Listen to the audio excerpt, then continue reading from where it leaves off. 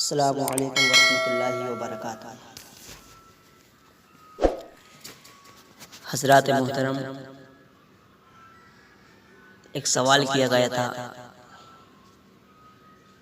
کہ وہ شخص جو داڑھی منڈواتا ہو اذان اور اقامت کہہ سکتا ہے یا نہیں؟ تو دیکھیے، اذان پڑھنا، اقامت پڑھنا یہ اسلام کے شعائر میں سے ہے، اور وہ شخص جو اذان پڑھتا ہے تو وہ لوگوں کو دعوت دیتا ہے نماز کی طرف۔ تو ہونا یہ چاہیے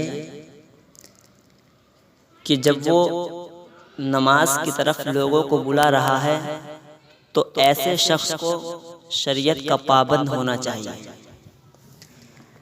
اب رہا یہ مسئلہ کہ داڑھی کٹوانے والا شخص جو اپنی داڑھی کو منڈواتا ہے اذان پڑھ سکتا ہے یا نہیں؟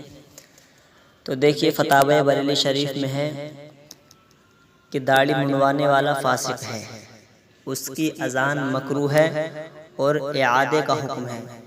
یعنی اگر ایسے شخص نے اذان پڑھتی جو داڑھی کو منڈواتا ہو تو اس کا یہ اذان پڑھنا مکروہ ہے، اور اگر وہ پڑھ دے تو فرمایا گیا کہ دوبارہ اذان وہ شخص پڑھے جو شریعت کا پابند ہو۔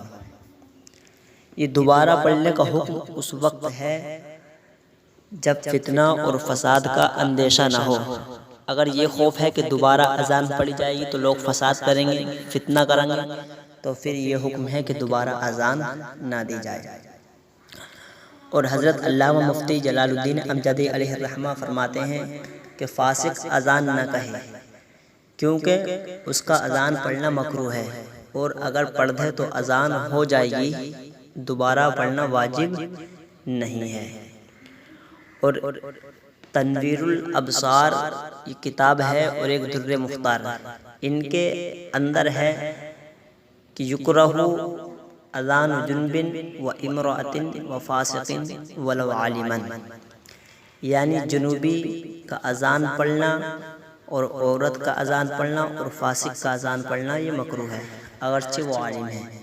یعنی اگر جنوبی نے اذان پڑھی تو اس کا اذان پڑھنا بھی مکروہ، فاسق نے اور عورت نے اذان پڑھی اس کا اذان پڑھنا بھی مکروہ، اور فاسق نے اذان پڑھی تو اس کا اذان پڑھنا بھی مکروہ ہے اگرچہ یہ تینوں کے تینوں عالم ہیں۔ اب ایک کتاب فتاوی فیض الرسول، اس کے اندر جلد اول صفحہ 183 پر ہے کہ داڑھی منڈوانے والا شخص فاسق ہے، اور فاسق کی اذان اور اقامت مکروہ ہے۔ مؤذن اور مکبر یعنی وہ شخص جو اذان دیتا ہو یا اقامت پڑھتا ہو تو اسے شریعت کا پابند ہونا چاہیے۔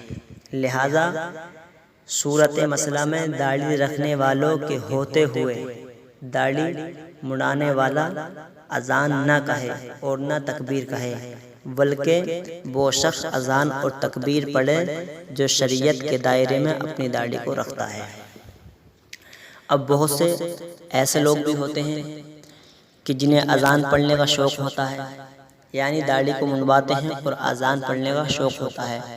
تو دیکھیے، جب انہیں اذان پڑھنے کا شوق ہے تو اذان کے بھی کچھ تقاضے ہیں کہ شریعت کا پابند ہونا چاہیے، اس کی داڑھی شریعت کے مطابق ہو، یعنی 1 مٹھ کے برابر ہو یا 1 مٹھ سے زیادہ ہو، 1 مٹھ سے کم نہ ہو۔ تو اس تقاضے کو پورا کر لے پھر اذان پڑھ سکتا ہے، کوئی حرج نہیں اس بات میں۔ اگر اسے پڑھنے کا شوق ہے تو داڑھی رکھا کے پڑھ لے۔